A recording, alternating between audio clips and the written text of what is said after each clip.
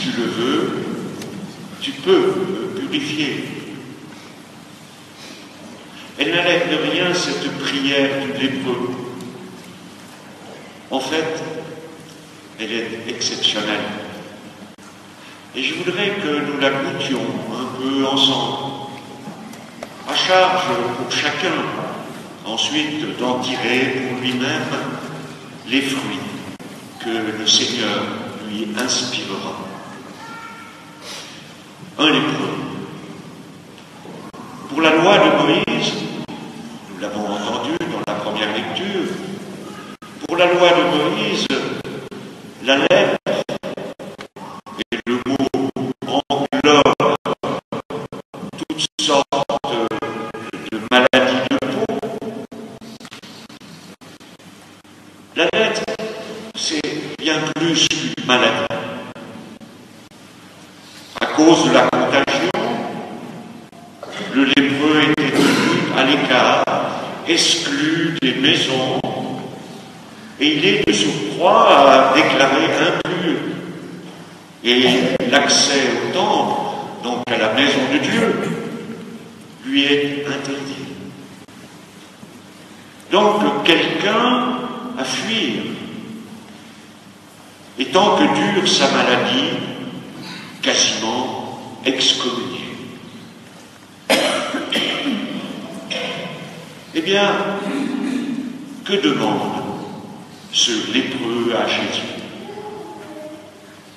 D'abord, il ne dit pas « tu peux me guérir, mais me purifier ». Il se place donc sous la loi. La loi ici, à entendre, c'est les 5 premiers livres de l'Écriture, ce qu'on appelle, pour les Juifs, on appelle la Torah, et pour d'autres, dans la langue grecque, cette fois, ça s'appelle le Pentateuque. Donc il se place sous la loi, cette loi qui est don de Dieu et qui est témoignage pour le peuple de la gratuite bonté de Dieu et qui lui trace la route de sa libre réponse. Bien cette loi, ce lépreux la fait sienne.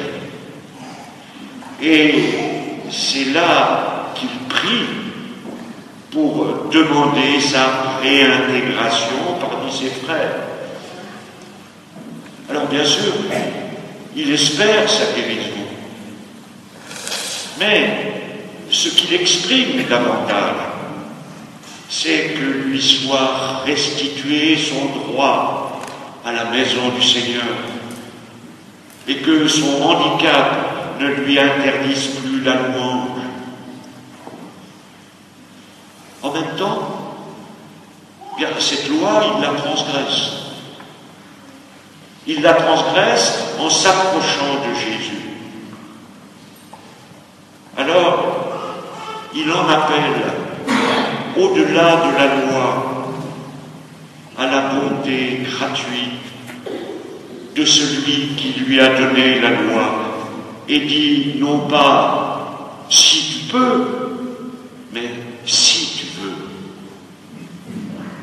Vous voyez, c'est invoquer non pas la puissance du Seigneur, mais sa liberté. Et là, nous pouvons nous demander s'il nous arrive à nous de prier ainsi. Voilà la question que nous pouvons porter. Avoir en soi un tel désir de vivre, d'être pur, d'être frère, d'être reconnu, d'être soi, et un désir vécu dans une telle souffrance, c'est un lépreux. Et s'en rendre intérieurement assez libre pour ainsi s'offrir sans garantie au désir espéré de l'autre, et pour oser lui dire, sans préjuger de l'issue, si tu as un vouloir, alors j'en veux. Vous voyez quelle foi à travers cet homme. Quelle confiance! Car c'est croire jusqu'au fond du cœur et jusqu'au fond du corps que le désir du Seigneur ne peut être que de vie et qu'il est si fort que pour aboutir, il saura franchir toutes les barrières, y compris celle de la loi et celle de toutes nos lèpres. C'est librement vouloir ma vie avec le Seigneur telle que lui la veut avec moi. Alors, nous arrive-t-il de prier ainsi? Ce cri du cœur de lépreux va rejoindre, va chercher, va toucher le cœur de Jésus, sa gratuité, sa liberté, son vouloir profond. Et c'est avec les mêmes mots du cœur que Jésus répond: je le veux, sois purifié. Et preuve qu'il a été touché au cœur, Jésus va, avec sa main, toucher le corps de cet intouchable.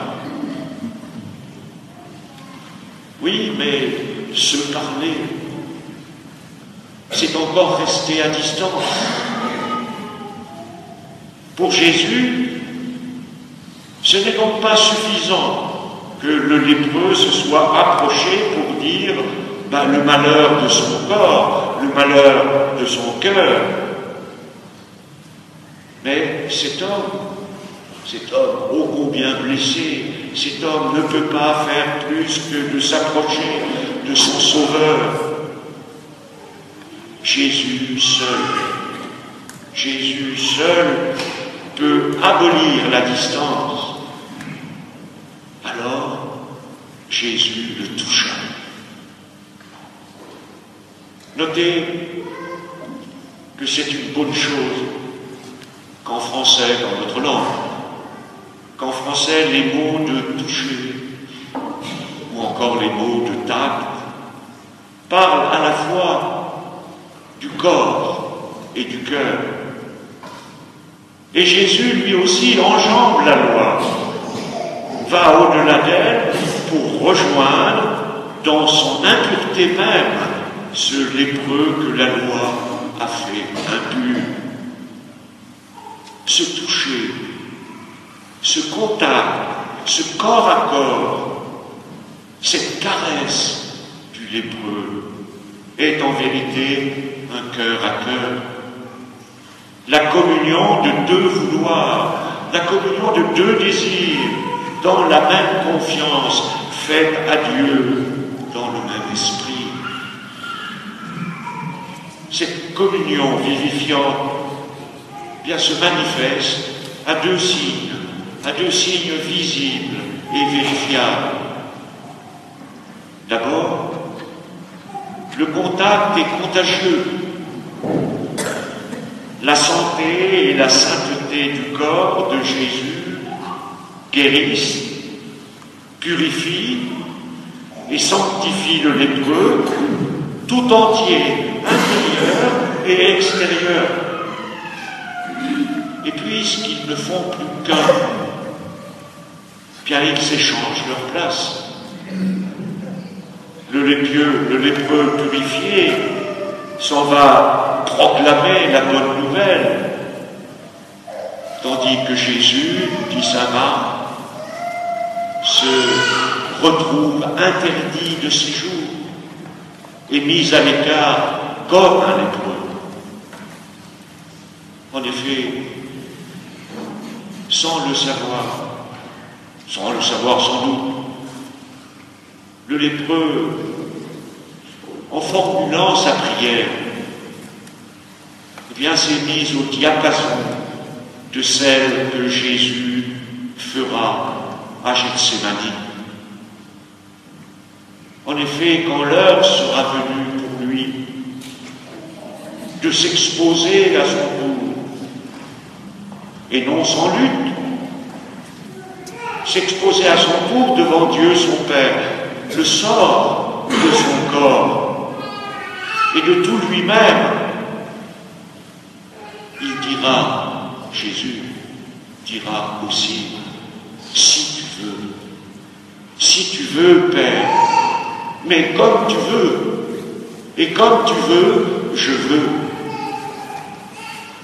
Livrant dans une offrande unique toute sa volonté et toute sa liberté au Père, et de livrer aussi tout son corps à la croix. Vous voyez, et je reviens à vous,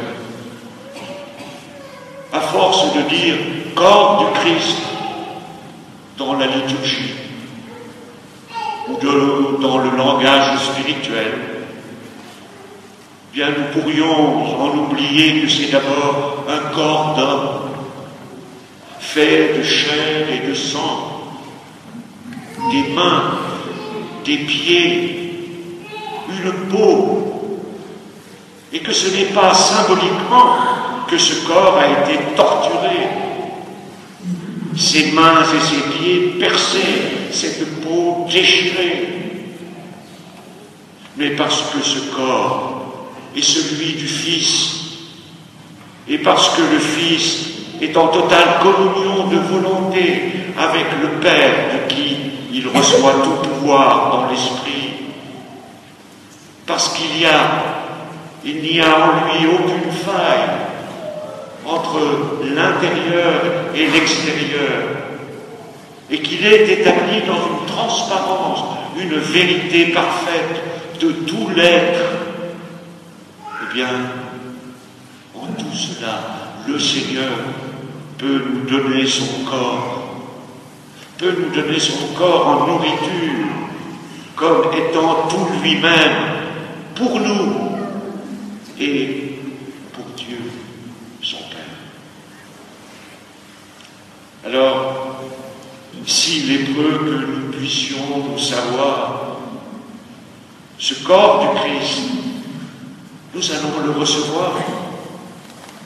Ce corps du Christ, nous allons le recevoir avec le nôtre, en nous déplaçant avec nos pieds, en le prenant dans nos mains, en le mangeant avec notre bouche, pour que, s'il le veut, et nous avec lui, il nous purifie.